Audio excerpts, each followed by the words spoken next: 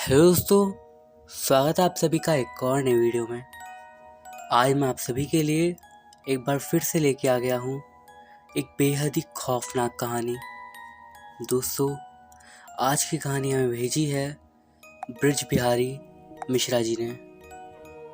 दोस्तों, अगर आपके साथ घटी कोई पैरानॉर्मल घटना को आप मुझ तक पहुँचाना चाहते हो तो आप मुझे स्क्रीन पर दिख रही मेरी इंस्टाग्राम आईडी पर मैसेज कर सकते हो। तो आइए दोस्तों, अब बढ़ते हैं कहानी की ओर। ये कहानी शुरू होती है बिहार से। राजू कहता है, यार टीवी बंद करो। पर क्या हुआ, थोड़ी देर तक टीवी देख लेना ना। राजेश बोलता है, यार कल सुबह हमें जादुई हॉल जाना है ना। यार कल सुबह ही जाना है, प्रिया बोलती है। क्या यार, इतनी जल्दी भूल गए तुम लोग? कल सुबह हमें जे का जादू देखने जाना है। अरे हाँ यार, कल सुबह जे का शो है ना जादुई हॉल में। हाँ यार, वो तो काफ़ी फेमस जादूगर है ना, प्रतिज्ञा बोलती है। यार मुझे कोई बताओगे आखिर ये जे है कौन? सूरज कहता है। क्या यार, तू जे को नहीं जानता? यार ये जे के बारे में मैं तो बहुत सुना हूँ, पर मुझे इसका मतलब तो नहीं पता। जे का मतलब है जापानी जादूगर। ये जापान से आया क्या? नहीं, वो इंडिया का ही है, और जापानी जादूगर जम्बूरा उसका नाम है। नाम तो बड़ा सेक्सी है इसका, सूरज कहता है। यार अभी ये सब छोड़ो, हमें सुबह जल्दी उठना है, तभी हम जे का जादू देखने जा पाएंगे। हाँ यार चलो जल्दी सो जाते हैं, प्रिया कहती है। सब अपने अपने कमरे में सोने के लिए चले जाते हैं।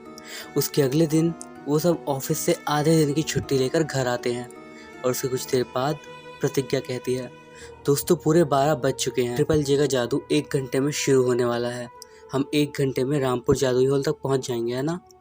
जल्दी चलो यार, सूरज कहता है। हम सब भी आ गए हैं, चलो चलते हैं, राजू बोलता है। सब एक गाड़ी में बैठकर रामपुर के लिए निकल गए। सूरज, यार क्या ट्रिपल जे बहुत बड़े जादूगर हैं क्या? क्या यार, हमने रात को ही तो बताया था।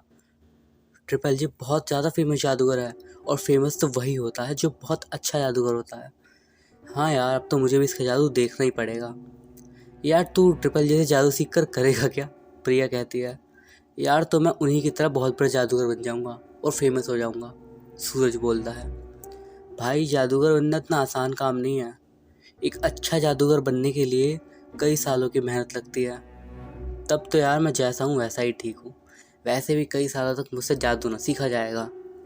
ठीक है यार, तू जादू मत सीखना, सिर्फ तू जादू देख लेना। हाँ यार, ये आइडिया ठीक है। वैसे भी जादू को देखने में मज़ा, सीखने में नहीं। और सूरज की बात सुनकर सब लोग हंस पड़ते हैं। लेकिन इन लोगों को नहीं पता है कि इनकी हंसी और खुशी अब सिर्फ 2 पल की ही मेहमान है। कुछ ऐसा होने वाला है जिसके बारे में ये सब साथ सोच भी नहीं सकते। कुछ देर बाद जब वो सब रामपुर के जादुई हॉल पहुंचते हैं, सभी लोग गाड़ी से उतरते हैं। तब राजेश कहता है, यार यहाँ तो बहुत भीड़ है, पता नहीं टिकट मिलेगी भी या फिर नहीं। यार जल्दी जाओ और 6 टिकट लेकर आओ। अगर हाउस फिल हो गया ना तो फिर बैठे रहना यहीं पर। हाँ मैं अभी जाता हूँ। राजेश तुम भी मेरे साथ चलो। हाँ ठीक है। कुछ देर बाद राजू और राजेश टिकट लेकर हाफते हुए वापस आते हैं। ये लो 6 टिकट। यार ऐसा क्या हो गया कि तुम दोनों इस तरह हाफते हुए आ रहे हो? यार जब हम वहाँ पर पहुँचे ना तो हमने देखा कि वहाँ बहुत भीड़ है। उसके बाद मैं और राजेश भीड़ में ही घुसे टिकट लेने के लिए। उसके बाद मैं उससे बोलता हूँ, यार लगता है टिकट लेने में बहुत दिक्कत होगी। तभी एक आदमी का हाथ राजू को लगता है और राजू वहीं गिर जाता है। मैं उससे बोलता हूँ, तुम्हें लगी तो नहीं? तो वो कहता है, तुम मेरी चिंता मत करो, मैं ठीक हूँ। राजेश भीड़ के अंदर जाने की कोशिश करता है तो उसे धक्का लग जाता है और वो पीछे गिर जाता है। उसके बाद वो भी बोलता है, अरे यार मेरे को भी लग गई। फिर हम बहुत ही मुश्किल से लोगों के धक्के धक्के खाते हुए कैसे करके 6 टिकट लेकर आते हैं। यार हमने बहुत धक्के खाने के बाद ये टिकट लाए हैं, प्लीज़ इन्हें खो मत देना। ठीक है यार जल्दी चलो, शो शुरू होने वाला, सिर्फ 5 मिनट रह गए हैं। ठीक है यार जल्दी चलो हॉल के अंदर। सभी लोग हॉल के अंदर जाते हैं और उसके बाद सूरज कहता है, अरे यार इतना बड़ा हॉल, आज मैंने पहली बार इतना बड़ा और इतना सुंदर हॉल देखा है। हाँ यार है तो बहुत सुंदर। यार शो शुरू होने वाला है ना, चलो जल्दी आकर अपनी सीट पर बैठते हैं। ठीक है जल्दी चलो। कुछ ही देर में पूरा हॉल भर गया और स्टेज पर एक सफ़ेद धुआं फैलने लगा और वो धुआं जैसे ही ख़त्म हुआ सबको जापानी जादूगर जंबूरा दिखाई दिया। और उसके बाद वो बोलता है, आप सभी को अपने जादू के खेल में स्वागत करता हूँ। उम्मीद है आप भी यहाँ आकर मज़े कर रहे होंगे। तो ये है अपना ट्रिपल जे। मुझे लगता है कि आप सभी अभी सोच रहे होंगे कि मैं यहाँ जादू दिखाने आया हूँ, पर मैंने सोचा कि जादू तो मैं हमेशा दिखाता हूँ, पर आज मैं आप सबको कुछ और दिखाने आया हूँ। जादूगर का इतना बोलते ही पूरे हॉल में सब लोग एक दूसरे से बातें करने लगते हैं और एक दूसरे से पूछने लगते हैं कि आज ये क्या दिखाने आए हैं, जादूगर किस बारे में बात कर रहे हैं। पूरे हॉल में सब एक दूसरे से ही बातें करते हैं और कुछ देर बाद जादूगर खुद बोलता है, प्लीज़ एकदम शांत हो जाइए आप सब लोग। मैं आप सबको बता देता हूँ कि आज मैं क्या दिखाने आया हूँ। आप सब ये दरवाज़ा देख रहे हैं ना, आप में से कुछ लोग इस दरवाजे के अंदर जाएंगे और हम सब यहाँ पर स्क्रीन पर बाकी सबको देखेंगे जो कि अंदर जाएंगे। पर मैं बता दूँ, आप में से कुछ लोगों को इस दरवाजे के अंदर जाना है और उस दरवाजे से आप सबको निकलना है, और जो भी इसके अंदर जाएगा उन्हें इस दरवाजे तक पहुँचने के लिए पूरे 2 दिन लगेंगे। और इन दोनों दरवाज़ों के बीच में एक टनल को बनाया गया है जो कि बहुत ज़्यादा डरावनी है, और अगर जो भी अंदर जाएगा वो सुरक्षित इस दरवाजे से बाहर निकल गया तो उसे पूरे 5 करोड़ का इनाम दिया जाएगा। और याद रहे, इस टनल के अंदर कोई भी गलत शब्द का इस्तेमाल नहीं करेगा। तो बोलिए, कौन जाएगा इस टनल के अंदर? उस हॉल में बैठे सभी लोग आपस में बातें करने लगे। तभी सूरज अपनी सीट पर खड़ा होकर बोलने लगा, सर मैं और मेरा दोस्त इस टनल के अंदर जाएंगे। बहुत अच्छा, तुम और तुम्हारे दोस्त आपस में प्लानिंग कर लो, तब तक मैं इस दरवाजे पर लगवाने के लिए ताला मंगवाता हूँ। अरे भाई साहब, इस दरवाजे पर लगने के लिए ताला लेकर आओ ज़रा। सूरज तो पागल हो गया है क्या? क्या हमें इस टनल के अंदर पूरे 2 दिन रहना होगा?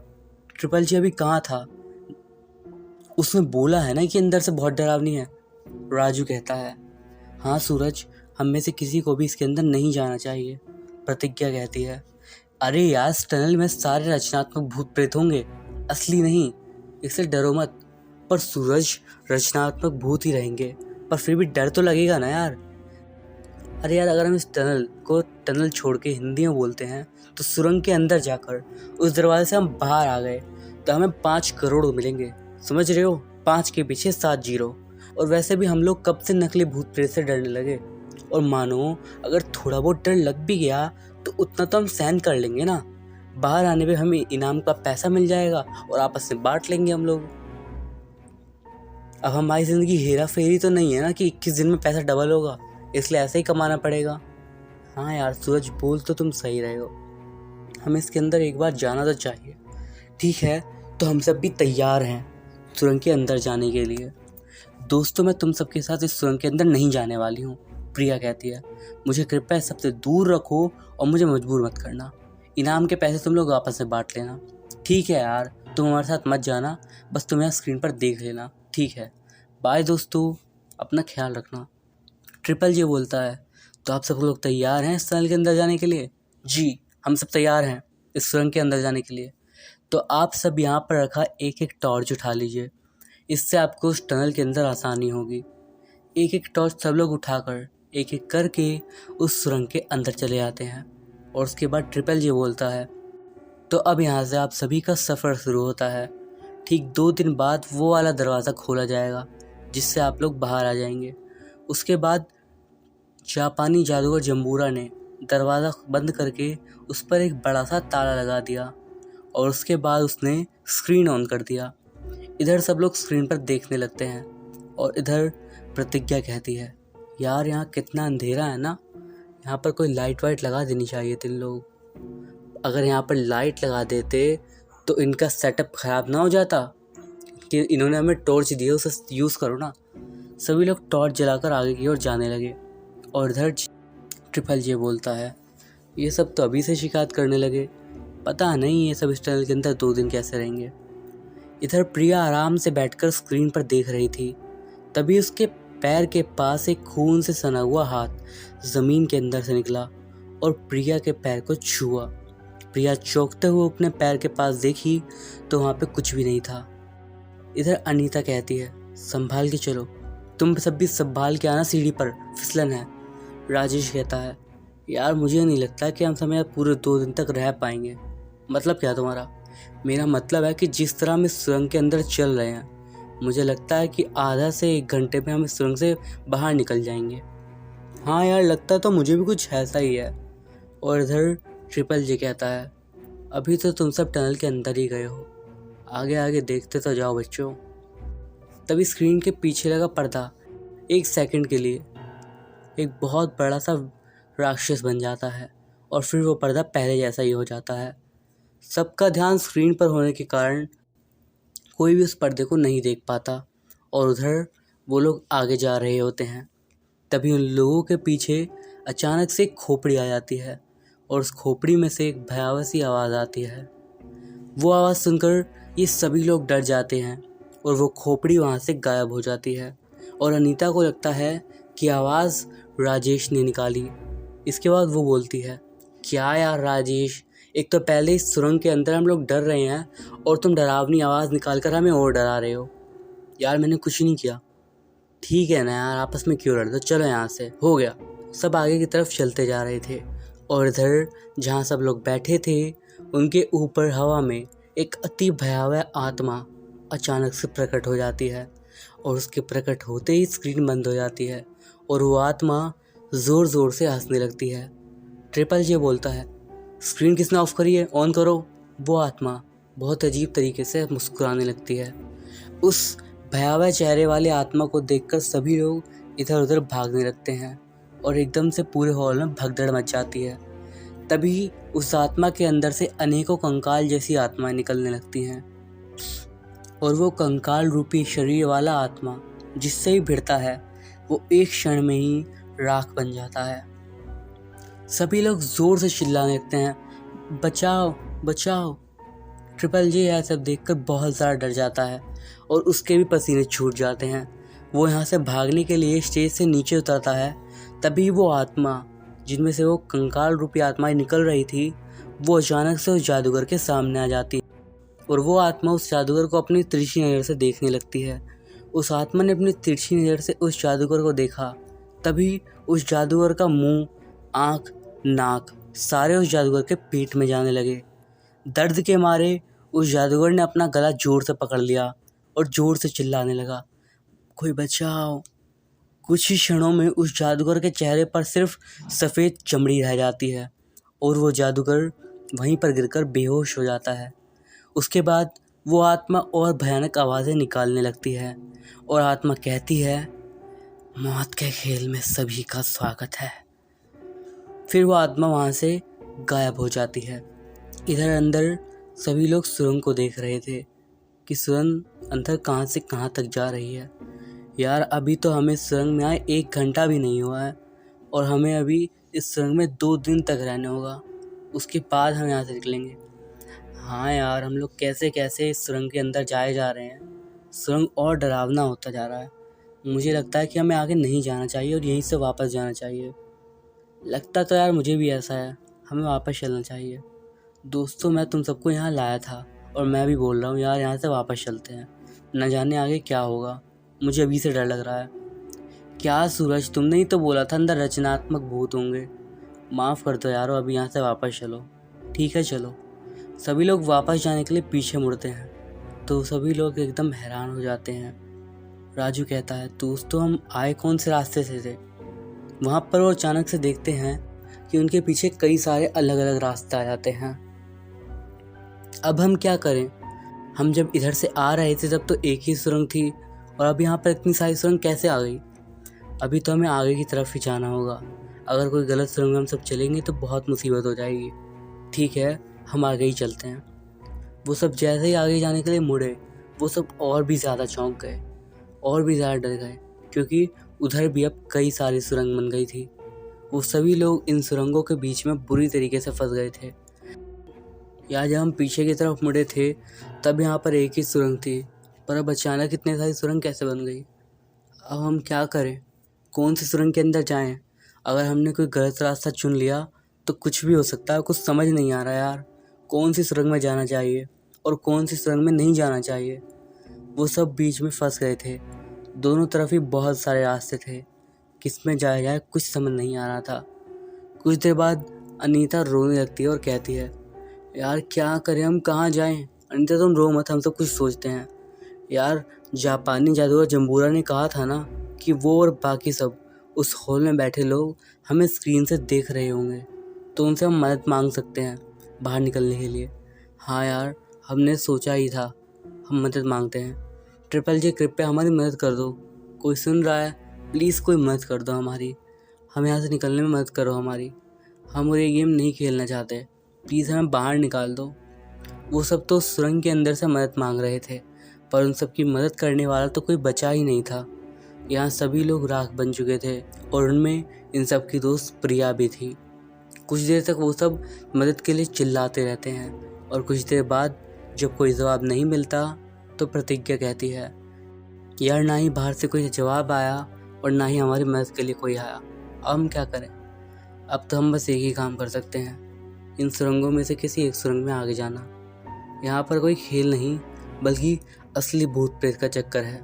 ऐसे में अगर हमने कोई गलत सुरंग चुन ली ना तो हम बहुत बड़े खतरे में फंस सकते हैं। अनीता तुम सही कह रही हो, पर हम इस तरीके से यहाँ नहीं रुक सकते हैं।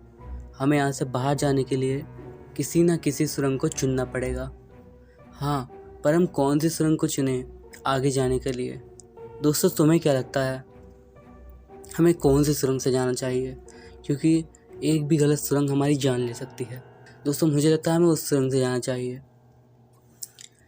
हम हमेशा तो यहाँ पे नहीं रुक सकते ना, आओ उसी सुरंग से चलते हैं। हाँ, अगर हम ऐसे ही डरते रहे तो यहाँ से आगे नहीं जा पाएंगे। ठीक है चलो चलते हैं। वो सब उस सुरंग के अंदर गए और अंदर जाते ही उस सुरंग के दरवाजे के ऊपर एक भयानक चेहरा बना आता है और खून से लिखा आता है, सबकी मौत होगी। वो सब उस सुरंग के अंदर चले जाते हैं, लेकिन आगे आने वाली मुसीबतों से वो लोग अनजान थे। सब एक साथ ही रहना, कोई अकेले मत जाना। यार मुझे तो यहाँ पर बहुत डर लग रहा है, क्या हम यहाँ पर सुरक्षित तो रह पाएंगे ना? यार डर मत, हम थोड़ा और आगे जाकर देखते हैं, संभल के आना और टॉर्च बंद मत करना, क्योंकि यहाँ पर बहुत ज़्यादा अंधेरा है। वो सभी लोग आगे जाते हैं तो वो सुरंग समाप्त हो जाती है और वहाँ अंधेरा तो था ही, पर वहाँ एक बहुत बड़ा सा मैदान जैसी जगह भी थी।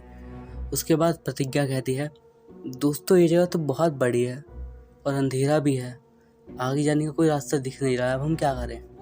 दोस्तों हम टॉर्च इधर उधर घूमकर टॉर्च के प्रकाश से कोई रास्ता देखने की कोशिश करते हैं, पर ध्यान रहे सभी लोग एक साथ रहेंगे। सब टॉर्च के प्रकाश से आगे जाने का रास्ता ढूंढने लगते हैं। अचानक अनीता का टॉर्च का प्रकाश एक पैर के ऊपर जाता है और उस पैर को देखकर वो बोलती है, दोस्तों जल्दी देखो ये पैर। सब उस पैर को देखने लगते हैं और अनीता धीरे धीरे टॉर्च का प्रकाश ऊपर करने लगती है। सब उसे ही देख रहे थे। जैसे ही चेहरे पर प्रकाश जाता है वो सभी लोग बहुत ज़्यादा डर जाते हैं और वो चीज़ जोर से गुर्राती है। सब भाग ही रहे थे कि तभी अनीता का पैर फिसल जाता है और वो नीचे गिर जाती है। सूरज कहता है, जल्दी उठो, यहाँ से भागो, मैं उठ नहीं पा रही हूँ। दोस्तों जल्दी अनीता को उठाओ। वो सब लोग जैसे ही अनीता को उठाने के लिए जाते हैं, अनीता अपने आप ही पीछे खिंचती हुई चली जाती है और ये सब देखकर इन लोगों की चीख निकल जाती है। इसके बाद सब एक साथ चिल्लाते हैं। अनीता भी जोर जोर से चिल्लाती रहती है, मुझे बचा लो, प्लीज़ बचा लो मुझे। उसके बाद प्रतिज्ञा कहती है, दोस्तों हमें यहाँ से भागना होगा, नहीं तो हम भी मर जाएंगे। तो सोच क्या रही हो, भागो जल्दी। सब लोग वहाँ से भाग जाते हैं और उस सुरंग से वापस बाहर निकल जाते हैं। दोस्तों हम लोग जहाँ थे वहीं वापस आ गए हैं। फ़र्क सिर्फ इतना है कि हमने अपने एक साथी को खो दिया है। अगर हम यहाँ से फिर से कहीं गए तो अनीता की तरह हम भी रूह का शिकार हो जाएंगे। दोस्तों यहाँ ध्यान से देखो, यहाँ कहीं भी थोड़ी सी धूल मिले तो मुझे बताओ। यार अभी यहाँ से निकलने के बारे में सोचना चाहिए और तुम धूल ढूंढ रहे हो। अगर थोड़ा सा भी धूल मिल गया ना तो हम यहाँ से सुरक्षित बाहर निकल जाएंगे। ठीक है ढूंढते हैं। सभी लोग आपस में कुछ धूल ढूंढने लगते हैं तो प्रतिज्ञा कहती है, यहाँ पर मिट्टी पड़ी हुई है, बहुत अच्छा, अब हम बाहर निकल जाएंगे। उसके बाद सूरज थोड़ा सा धूल हाथ में लेता है और थोड़ा थोड़ा धूल नीचे गिराने लगता है। उसके बाद राजेश बोलता है, ये तो क्या कर रहा है, हमें निकलने के बारे में सोचना चाहिए और तो धूल धूल खेल रहा है। मैं यहाँ पर खेल नहीं रहा हूँ बल्कि बाहर जाने का रास्ता ढूंढ रहा हूँ। धूल नीचे गिरकर बाहर जाने का रास्ता ढूंढ रहे हो? हाँ ठीक से देखो, ये धूल उस तरह उड़ रहा है, इसका मतलब हवा उस सुरंग से आ रही है और मुझे पक्का यकीन है कि बाहर जाने का रास्ता वही होगा।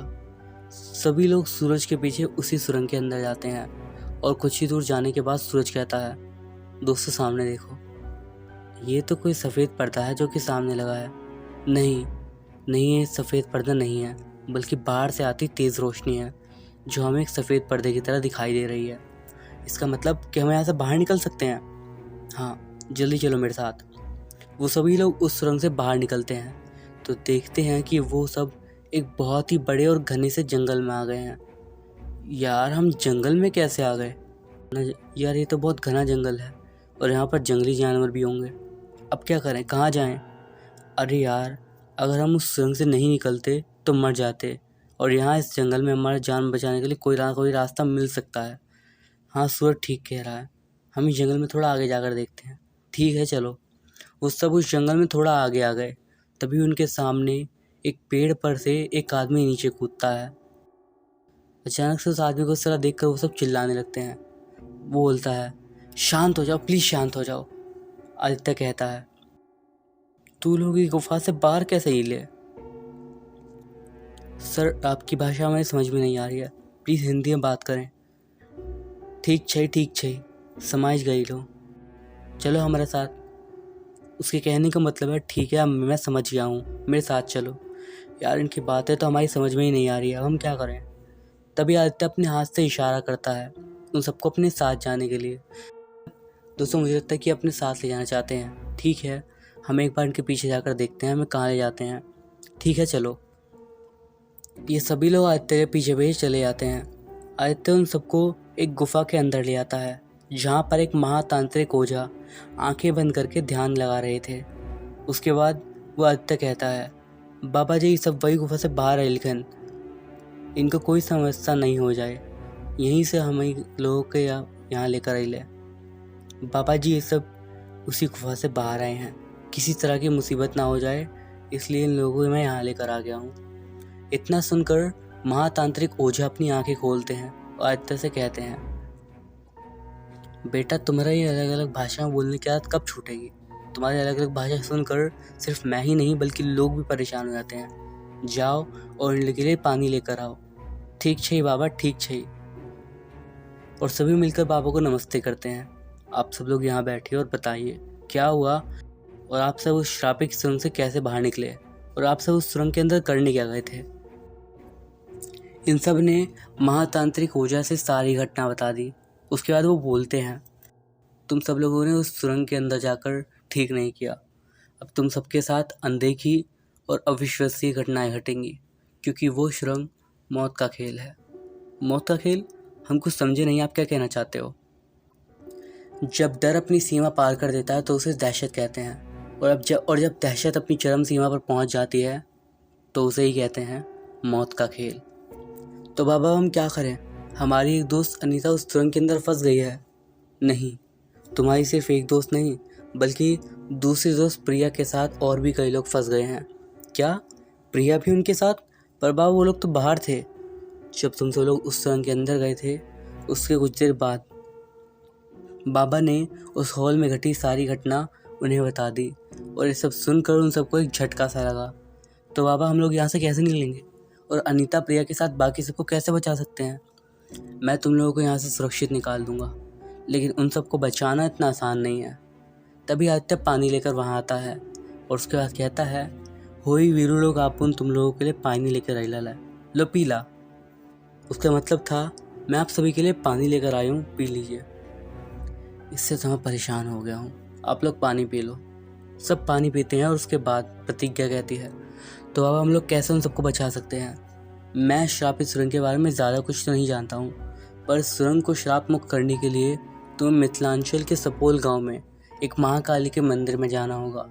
वहाँ के पुजारी तुम्हें कोई रास्ता बता सकते हैं। दोस्तों, ये था इस कहानी का पहला भाग।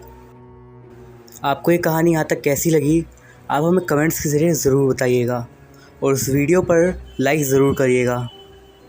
इस वीडियो पर 500 लाइक्स पूरे होते ही इसका सेकंड पार्ट आपको मेरे चैनल पर देखने को मिल जाएगा। जल्दी से इस वीडियो को लाइक टारगेट पूरा कर दीजिए ताकि आपको नेक्स्ट पार्ट भी देखने को मिल जाए। मैं अभिषेक मिलता हूँ आपसे अगली वीडियो में। तब तक के लिए गुड बाय।